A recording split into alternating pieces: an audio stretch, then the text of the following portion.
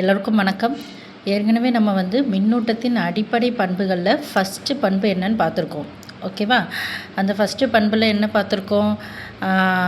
பிரபஞ்சத்தில் உள்ள ஒவ்வொரு பொருளும் அணுக்களால் ஆனது. அணுக்கள் புரோட்டான், நியூட்ரான், எலக்ட்ரான்களால் ஆனது. புரோட்டான், நியூட்ரான், எலக்ட்ரான்களுக்கு நிறை இருக்கும். அந்த நிறை இருக்கிற மாதிரி இதுக்கு என்னது மின்னூட்டமும் இருக்கும். அந்த மின்னூட்டம் புரோட்டானாக இருந்தால் பாசிட்டிவ் மின்னூட்டமாக, அதாவது நேர் மின்னூட்டமாக இருக்கும். எலக்ட்ரானாக இருந்தால் எதிர் மின்னூட்டமாக இருக்கும். நியூட்ரான்னா மின்னூட்டம் இல்லை, ஆனால் அந்த நியூட்ரானுக்கும் என்ன உண்டு? நிறை உடையது. ஓகேவா? மின்னூட்டத்தின் எஸ்ஐ அலகு, ஸ்டாண்டர்ட் இன்டர்நேஷ்னல் ஸ்டாண்டர்ட் யூனிட் என்னென்னா கூலும். இதுதான் என்னது நம்ம மின்னூட்டத்தின் அடிப்படை பண்புகள் அப்படின்னு ஃபஸ்ட்டு ஒரு ஷார்ட்ஸ் வீடியோவில் பார்த்துருப்போம். இப்போ அடுத்து நம்ம பார்க்க போகிறது மின்னூட்டத்தின் இரண்டாவது அடிப்படை பண்பு பார்க்க போகிறோம். மின்னூட்ட மாறாத்தன்மை. மின்னூட்ட மாறாத்தன்மை அப்படின்னா என்னன்னு பார்க்க போகிறோம்.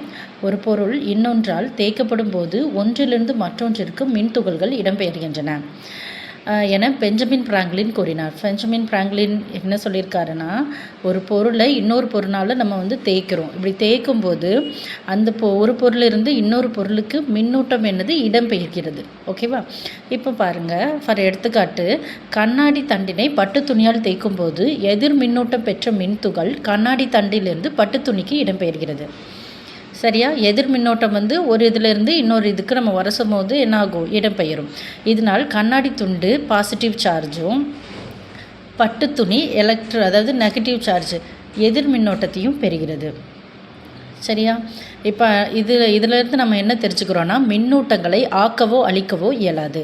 அதாவது என்னது? மின்னூட்டங்களை ஒரு ஆக்கவோ அழிக்கவோ இயலாது. அவற்றை ஒரு பொருளிலிருந்து மற்றொரு பொருளுக்கு இடமாற்றம் மட்டுமே செய்ய முடியும். மின்னூட்டங்கள் எப்போவுமே யூனிவர்ஸில் இருந்துகிட்டே இருக்கும். அது ஒரு இதிலேருந்து இன்னொரு இதுக்கு இடமாற்றம் மட்டும்தான் பண்ண முடியுமே தவிர, அதை நம்மளால் என்ன பண்ண முடியாது அப்படின்னா உருவாக்க முடியாது, அழிக்கவும் முடியாது.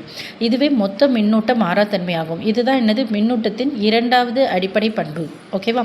இப்போ நம்ம அடுத்து மூன்றாவது அடிப்படை பண்பு பார்க்க போகிறோம். அது என்னென்னா மின்னூட்டத்தின் குவாண்டமாக்கல். குவாண்டமாக்கல் அப்படின்னா மின்னூட்டத்தின் அடிப்படை அலகுங்கிறது ஈங்கிற சிம்பிள் எதை மென்ஷன் பண்ணுது அப்படின்னா மின்னூட்டத்தை மென்ஷன் பண்ணுது. இப்போ ஒரு புரோட்டான் மின்னூட்டமாக இருந்தால் அது பாசிட்டிவ், அதாவது நேர் மின்னூட்டம் அப்படிங்கிற சிம்பிள் போடணும். எலக்ட்ரானாக இருந்தால் -ஈன்னு போடணும். ஓகேவா? இப்போ அடுத்தது பார்க்க போகிறது குவாண்டமாக்கல் பண்பு. அதனால் Q = NEன்னு போட்டிருக்கோம். இதில் Nங்கிறது 0 +or-1 +or-2 3. இப்போது ஈயோட வேல்யூ என்ன அப்படிங்கிறத ராபர்ட் மில்லிகன் என்பவர் கண்டுபிடிச்சிருக்காரு. என்னென்னா 1.6 × 10⁻⁻19 கூலும். ஓகேவா? புரோட்டான் மின்னூட்ட மதிப்பு அப்படின்னா அதை பாசிட்டிவ் போட்டு ப்ளஸ் போட்டு அதோட வேல்யூ. எலக்ட்ரான் மின்னூட்ட மதிப்புனா -1.6 × 10⁻19 கூலும். -19 கூலும். இப்போ நம்ம என்ன பார்த்துருக்கோம்? அதாவது ஓவராலாக மின்னூட்டத்தின் அடிப்படை பண்புகள். ஃபஸ்ட்டு மின்னோட்டம்னா என்னன்னு பார்த்துருக்கோம்.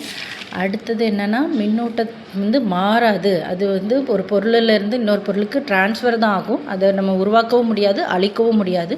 அப்புறம் மின்னூட்டத்தை எப்படி கன்சிடர் பண்ணுறது, எப்படி அதை மதிப்பிடுறது, அதுக்காக குவாண்டமாக்கல் நம்பர்ஸும் பார்த்துருக்கோம்.